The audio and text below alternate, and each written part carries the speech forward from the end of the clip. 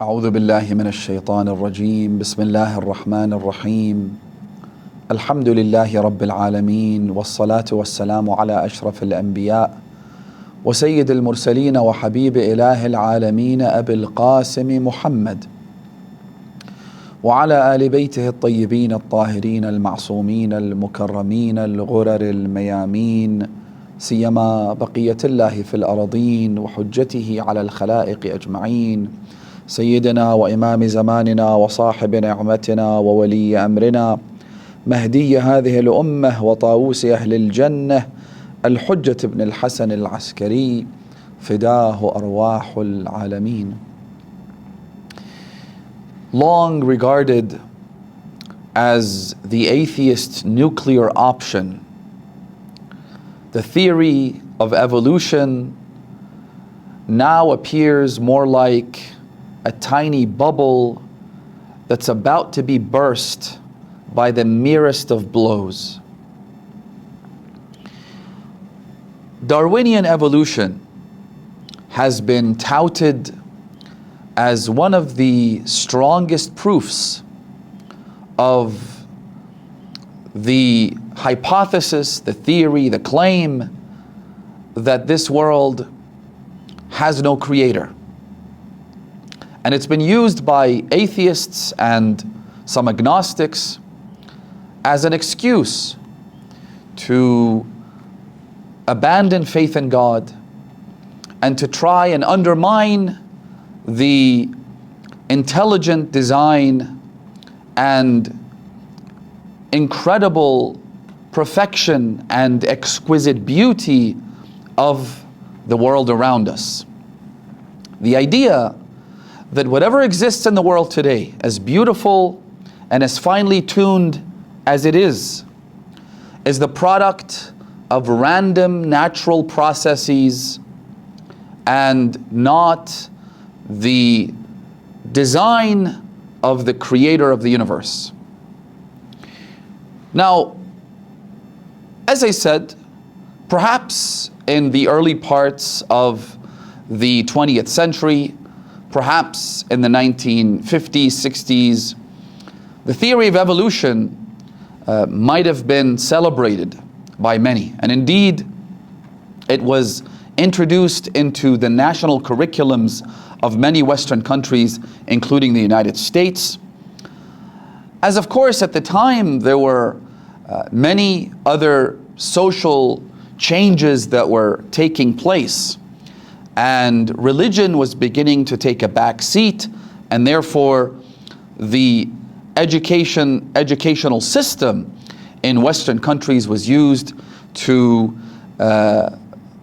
present the ideas of Darwinian evolution as a counterweight to religion. However, the theory of evolution suffers from major flaws in its very design.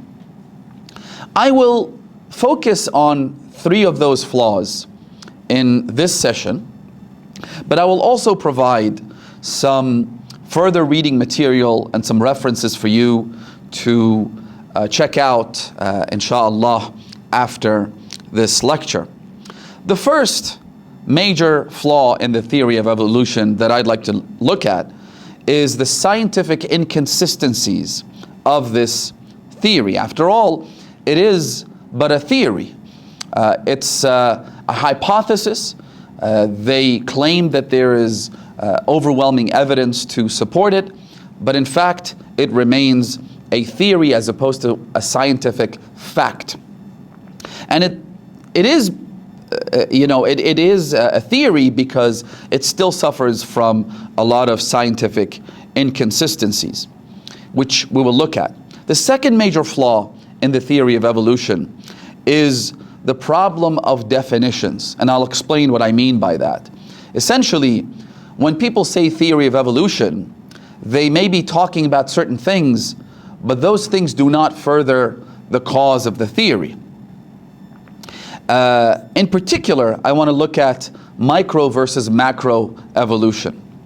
And the third major flaw in the theory of evolution is the fact that it's an exercise in futility, meaning that it doesn't serve the intended purpose of refuting the need for an intelligent designer, the need for a creator and God. So we'll look at these three major critical flaws and problems within the theory of evolution, inshallah, in the time that we have at this session. The first one we said was the scientific inconsistencies of this theory. So the first problem is that there is a mismatch timeline. Allow me to elaborate on that. You see, the information and the overwhelming complexity of the information that exists, whether it be in the DNA or in life as a whole, is so complex and so overwhelming that it could not have been generated by natural laws and random processes, especially given a 4-billion-year-old Earth and a 16-billion-year-old universe. In other words, the timeline, if evolution is true, then the timeline would have to be expanded by many factors over. The 4-billion-year age of our Earth and the 16-billion-year, roughly 16-billion-year timeline and age of the universe is simply not enough to account for the incredible complexity and the sheer amount of information that exists in this universe. In fact, atheist philosopher Thomas Nagel, who's a professor of philosophy at New York University, wrote a book called Mind and Cosmos. Now remember, he's an atheist. And yet he says, and I quote, that there are two problems with Darwinian evolution. The first problem, and we'll get back to that, is the origin of life from non-living matter. Life emerging from non-living chemicals. He says that it's impossible for random processes and natural laws to explain and account for the origin of life from non-living matter. He says that atheists and evolutionary biologists simply cannot explain this. So that's the first problem. The second problem is the development of staggeringly diverse and highly complicated beings. For example, the brain. I mean, have you looked at a brain? Have you seen how complex it is? Have you seen the sheer amount of information that the brain processes and what it's capable of? The sheer complexity of it, he says, could never be generated by natural and random processes. Then he says, listen carefully to this. He says, I cannot bring myself to believe in Darwinian evolution. He says, I hope I won't have to appeal to the God hypothesis. This is who? This is Thomas Nagel, professor of philosophy. He says that we have these problems that represent insurmountable hurdles before Darwinian evolution. And so he now finds himself having to grapple with the only possible alternative. And so he says, I hope I don't have to appeal to the God hypothesis. He says that in the book. He says, because I don't want to live in a universe that has cosmic authority. But at this point, I'm stuck and I'm looking for options. Thomas Nagel, professor of philosophy at New York University. Now, there is so much to unpack here. Number one, the fact that he presents these insurmountable problems before Darwinian evolution, that he says there's no way we can explain these. And number two, the fact that he knows that the only other alternative is to believe in God. But he doesn't want to succumb to that. He doesn't want to surrender himself to what he calls cosmic authority because of other reasons, because of prejudices and biases and a lack of interest in submitting to a higher authority. The arrogance that I spoke about in the first session is, I think we're seeing a living example of that right here in this book. So, there are scientific inconsistencies. The time frame is one of them in the theory of evolution that simply could not be explained by the mechanisms we find in that theory. The second critical flaw that I mentioned was the problem of definitions. And I just want to take a few minutes to talk about this because it's very important. And you know, the nature of this session is that it's condensed, it contains a lot of technical points, and I can understand how it could be a little confusing for some, but it is condensed. And as I said, I will give you some books to refer back to, inshallah, at the end. So, the second critical flaw is that evolution is, there are problems in definitions, meaning it is not observable, because by definition, evolution takes millions of years, supposedly. And so what that means is that it renders the process of evolution beyond the scientific method. The scientific method involves observation, but no one has ever observed evolution taking place. Now I know some of you might be thinking that we have fossil records, and we have vestigial organs, and we have certain functions, and we have organs within creatures and species that we can draw inferences from that would lead us to believe in evolution. But see, that's the operative word. Ultimately, you have to believe, you have to have faith in evolution being true and being factual, because nobody has ever observed it taking place. Why? Because again, they tell us that it takes millions of years, and because our lives are much shorter than that time frame, we have never observed it. So, setting aside the irony of atheists having to have faith in evolution as opposed to having real hard observable evidence, which is ironic in itself, because that's that's one of the things they use against theists and against believers, where they say that you have blind faith, but this is blind faith right there before our very eyes. But setting all of that aside, the problem with evolution, if defined, if what you mean by evolution is macroevolution, meaning the kind of evolution that would begin with certain chemicals and then evolving into the complex human beings that we see today in the 8.2 million other species. If that is what you mean by evolution, well, number one, it's not observable, and number two, we don't have any evidence of a change of kind of species, right? All the adaptations that take place, right? All of the changes that we have observed or we have evidence for, they don't change one kind of animal to another, right? In other words, cats have never been observed, or there's never been any hard evidence of cats changing into dogs, right? Cats are one kind of animal, dogs are another kind of animal. Again, we're not talking about speciesism, we're not talking about adaptations, we're talking about macroevolution.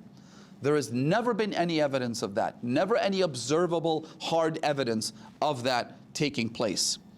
All the examples that are presented are examples in microevolution, meaning one species of animal adapts and evolves and changes into the same species, into the same kind. In other words, one type of moth fly into another kind of moth fly.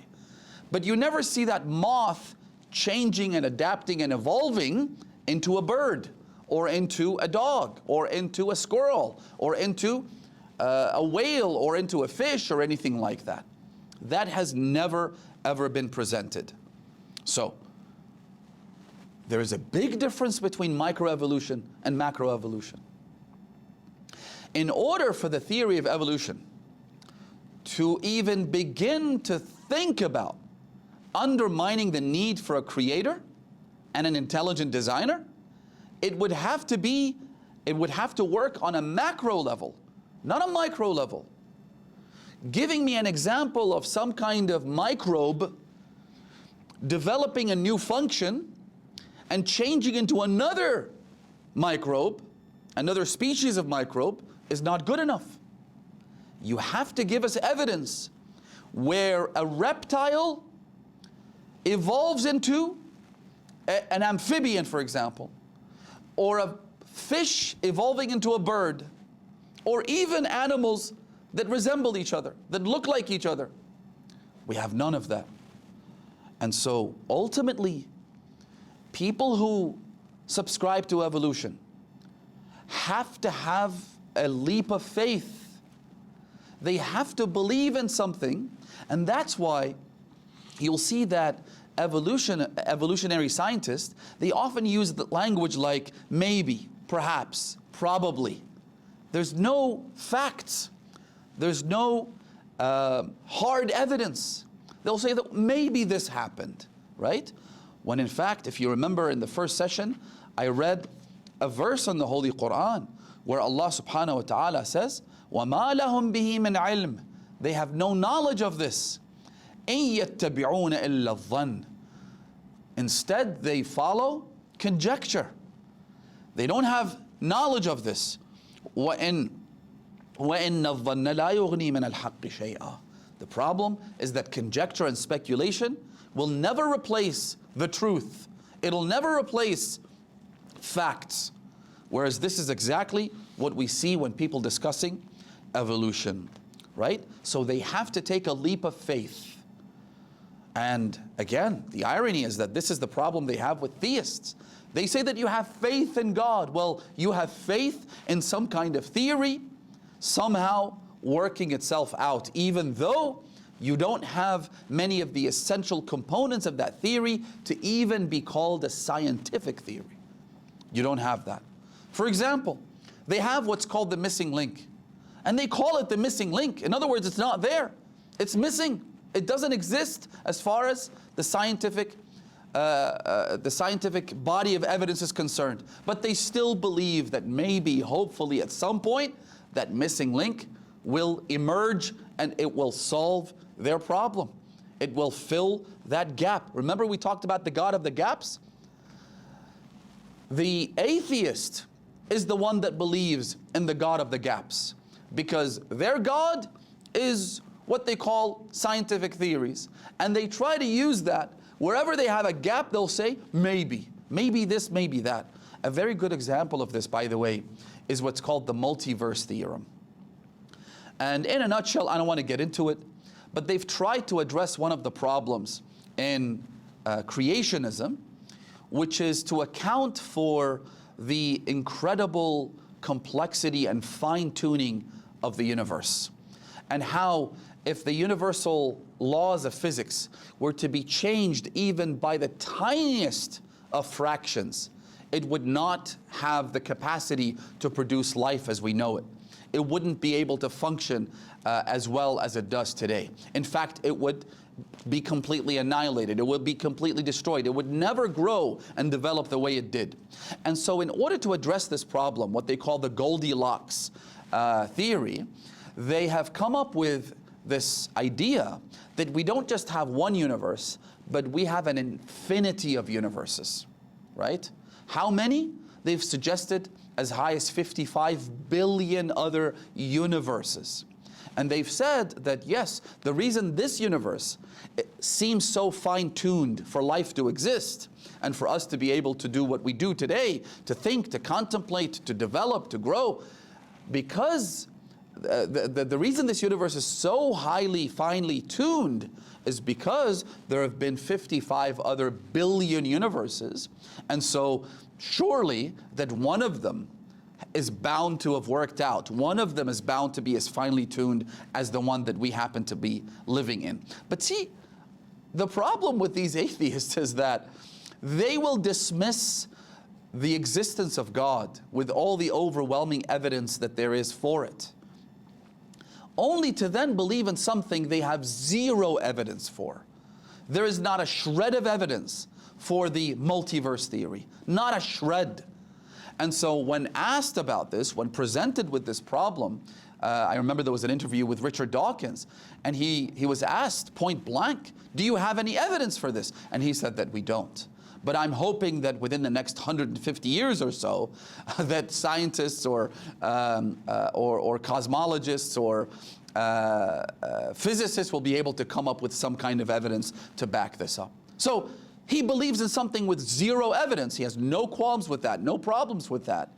Only to dismiss belief in God, which, having read the quote by the philosopher Thomas Nagel, it all makes sense, because they simply don't have the desire to surrender to a higher being, to a cosmic authority. Because they don't want to submit to that authority, they will dismiss the most obvious of facts and make a leap of faith in the most ludicrous of ideas just to do exactly that. So, back to the second problem with the theory of evolution is that you have to decide which definition of evolution you're going to subscribe to, you're going to accept. Is it microevolution? Is it macroevolution? If it's microevolution, we don't have a problem with that. Yes, people adapt.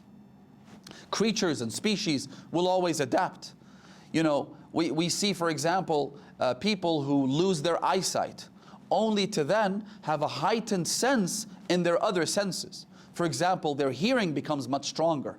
Their sense of smell and touch becomes much stronger because they now have no ability to see, and therefore they adapt. We don't have a problem with that. So adaptation and speciation, we don't have an issue with it. Those are all examples of microevolution, but they do not account for the fact that life exists today, and they cannot explain how life could have emerged from non-living chemicals and other objects. This is all we have, right? So one of the issues that they'll say is that evolution, macroevolution that is not observable because it takes millions of years. By the way, they say that there hasn't been much noticeable evolution, meaning from one kind of animal, one kind of creature to another over the last 2 million years, which suggests, again, according to the fossil record, this suggests to us, listen carefully, that 2 million years and we don't see any major evolutionary biology taking place. Now, if that is true, then for every new function, for every change from one kind of animal to another, it takes no less than 2 million years. And if that is the case, we go back to the first problem, which is a timeline being inconsistent. This means that it would take thousands of billions of years for evolution to work the way it's supposed to. Because remember, evolution is based on trial and error. Evolution is mindless. Evolution depends on random mutations in the genetic code. This is how they describe it. If that's the case, then again, being trial and error, it means that one function has to develop, one creature turns into another, and it would have to fail 1,000 times before it actually works, right? On a cellular level, it would have to fail so many times before it finally produces the function that is desired, that helps it adapt and helps it survive, right? It's all about survival. So it would take thousands and thousands of billions of years. We're talking trillions and trillions, which is why Thomas Nagel said that the theory of evolution, and atheists will never be able to explain to me how we went from A to B given the timeline that we have, right? So there are many examples that have been presented which also contradict with the theory of evolution and the issue of macro versus microevolution. Again, I don't want to get into that, but one simple example which was again used and touted for so many decades about it being an example of poor design as well as evolution is the appendix, right? So they've said, again, I remember even as a child, we used to read this in science textbooks, they would say that the appendix is a vestigial organ. It's an ancient relic. It might have served some purpose in our ancestors, 10 million years ago, but now it's completely useless. It serves no real purpose whatsoever, which is why they used to suggest back then that if you can take out your appendix to avert any potential problems that could come up of pus and leftover food would end up there and causing it to inflame and cause all sorts of problems. So they used to suggest that you should probably take it out. The same is with the wisdom tooth, right? But I'll focus on the appendix now. So it was vestigial, it was completely useless. Only to then, I think back in 2017, 18, if I remember correctly, researchers at Duke University came up with an absolutely critical function for the appendix, which involves storing of bacteria in times where there is an infection in the body, and for example, in the case of extreme diarrhea, certain bacteria would be stored in the appendix, and the bacteria would then be restored. It would be used by the body to fight those infections within the body, thanks to the appendix. In other words, it's a pouch that stores critical medicine for the times that you so desperately need it. But again, all these years you've been told, oh, this is poor design, this is vestigial, this is an ancient relic, this is proof of evolution, and now we know that it in fact serves a very critical purpose indeed.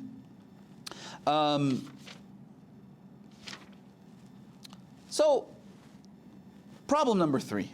I said that the third critical flaw in the theory of evolution is that it's an exercise in futility and it doesn't serve the intended purpose of refuting God. And what that means is that even if, let's say, not just microevolution, but let's say macroevolution is also true, even though it has all those critical flaws, right?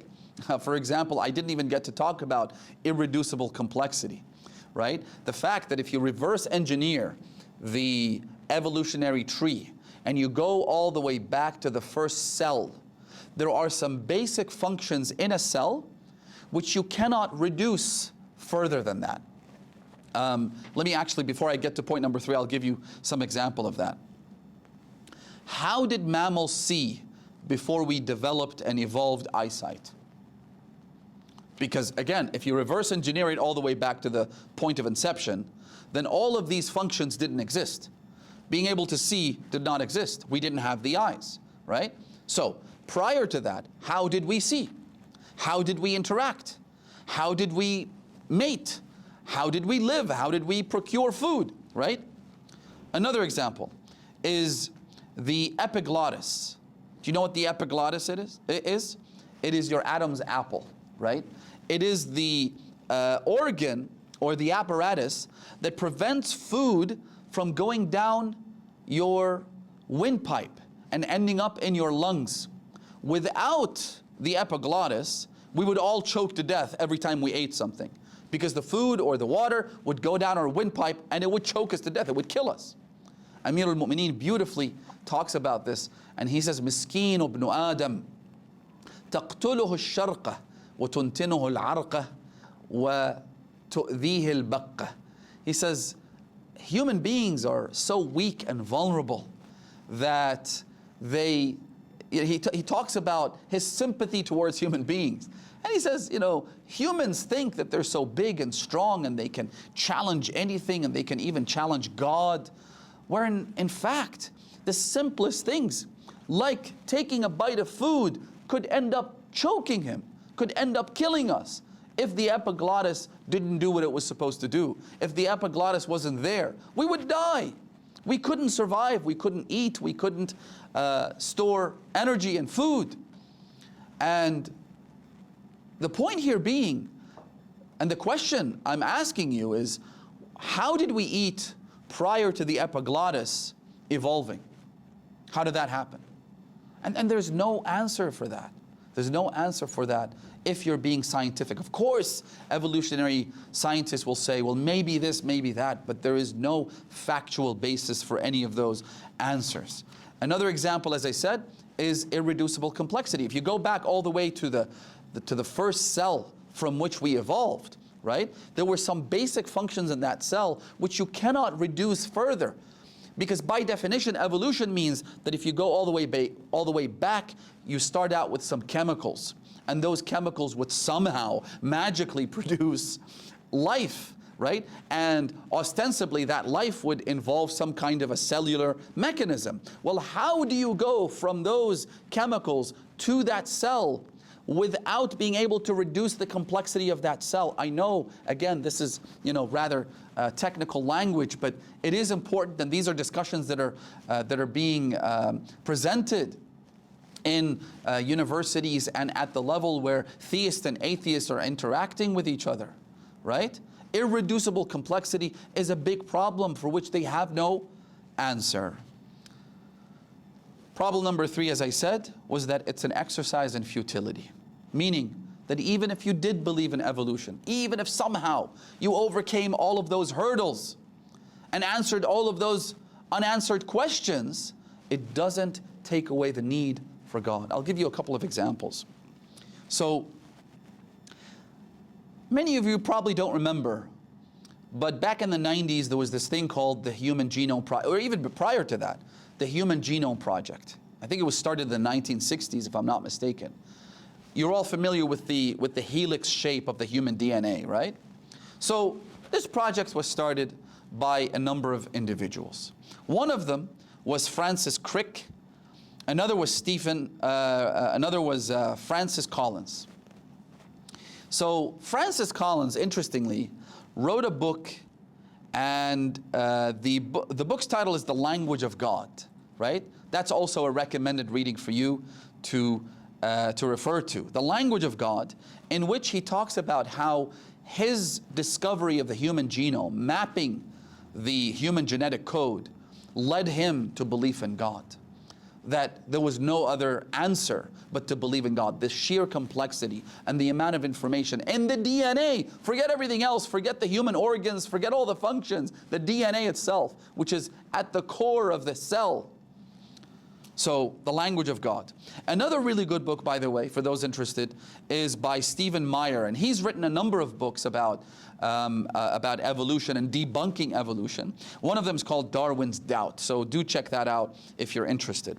But I want to focus on one individual who was very much instrumental in the Human Genome Project. And that was Francis Crick. He wrote a book called Life Itself. And in order to overcome the hurdles of evolution, of the biggest one being how life could emerge from non-living matter and non-living chemicals, he says the following in a quote. He says that some form of primordial life came to Earth billions of years ago via spaceships, and this life that came to Earth was more evolved. It was more evolved, and he suggests that it was alien creatures. In other words, let me help you get this right. In other words, God didn't create this. There was no intelligent designer. There was no creator. There was no God, because they don't have enough evidence for that, right? But they're happy to believe in aliens who came to the earth using spaceships and he calls them primordial life. In other words, they've been around for infinity, and they came here and they planted the human DNA. You see how ludicrous this is? Do you see how arrogant this is? They're not willing to believe in God, but they're willing to put their blind faith in something they have absolutely no evidence for whatsoever. The point I'm trying to make here is this, is that even if we believe in evolution, this process could not have been mindless. It could not have been random. It could not have been without some kind of designer supervising every single step of it. It couldn't have happened. Because to have anything rather than nothing, you need God. To have life rather than death, you need a creator. The mere fact that we exist here today, whether we've been evolved or not, whether we've mutated or not, whether we are able to fly, which, by the way, if evolution is about adaptation, if evolution is about survival of the fittest, surely being able to fly would have been at the top of the agenda of this mindless process that we call natural selection and evolution. Surely we should have been able to fly now, because when it comes to our survival, flying is absolutely integral, if not just useful. But again, whether we have all those or not, whether we believe in all of this or not, you need to have a creator. Because how could you have anything rather than nothing without a God? I'll wrap up with that. Inshallah, we'll continue the discussion. At the end of the day, my dear brothers and sisters, the Quran speaks in a language that is intrinsic. The Quran doesn't need to resort to philosophical arguments. Instead, it speaks a language that we all understand. أَفِي اللَّهِ شَكٌّ. Is there any doubt?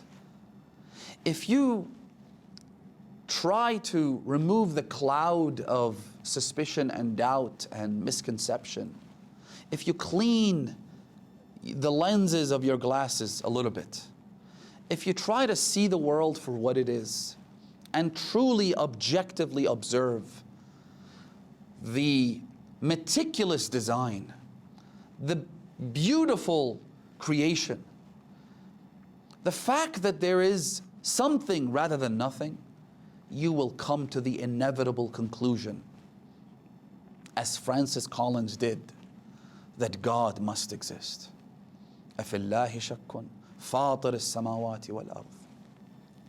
When you observe the lives of people like Hussein alayhi salam, the Ahlul Bayt, Rasulullah, Amirul Mu'mineen, Fatima, Al-Hassan, Al-Hussein, when you see how they interacted with the world around them, when you see how they responded to the challenges around them, when you see their kindness, their compassion, when you see their strength in the face of unspeakable tragedy, you have no choice but to surrender to the very same truth that they subscribe to. Imam al-Hussein looks down only to see his 6-month-old sweetheart, his beloved Ali al-Asghar, slaughtered from ear to ear, بِأَبِي هُوَ وَأُمِّي. And the first thing that he says is هَوَّنَ مَا نَزَلَ بِي أَنَّهُ بِعَيْنِ اللَّهِ. What makes this pain bearable for me, what allows me to observe this sight and not die in grief and anguish, is that I know God is watching over me. I know Allah is observing me. أنه بعين الله إلهي إن كان هذا يرضيك فخذ حتى ترضى. He says, oh Allah, if this pleases you, then take until you are satisfied.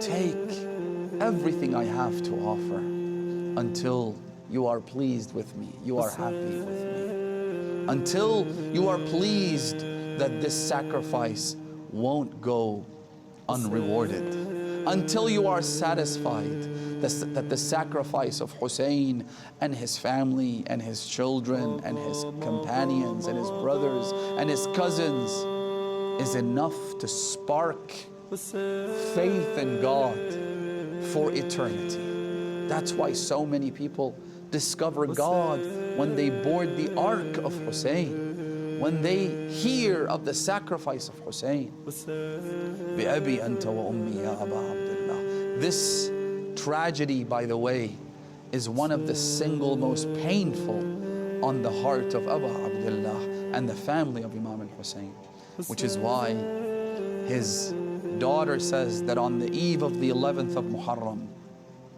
I went out looking for my aunt Zainab, only to see her sitting by a pile of swords and spears and daggers. I said to her, my aunt Zainab, who are you talking to? What is under all of this? My aunt said to me, Innahu abuki, this is your father. Then she says that I heard a faint voice coming from the pile of swords and spears and shields. And this is mentioned in Bihar al-Anwar by Allam al-Majlisi. This is the poem of Imam al-Hussein alayhi salam. He said there, Shi'ati magma sharibtum عذب ماء فاذكروني أو سمعتم بغريب أو قتيل فاندبوني. Oh my followers, whenever you drink fresh water, think of me. Whenever you hear someone is abandoned, remember me. فأنا السبط الذي من غير جرم قتلوني.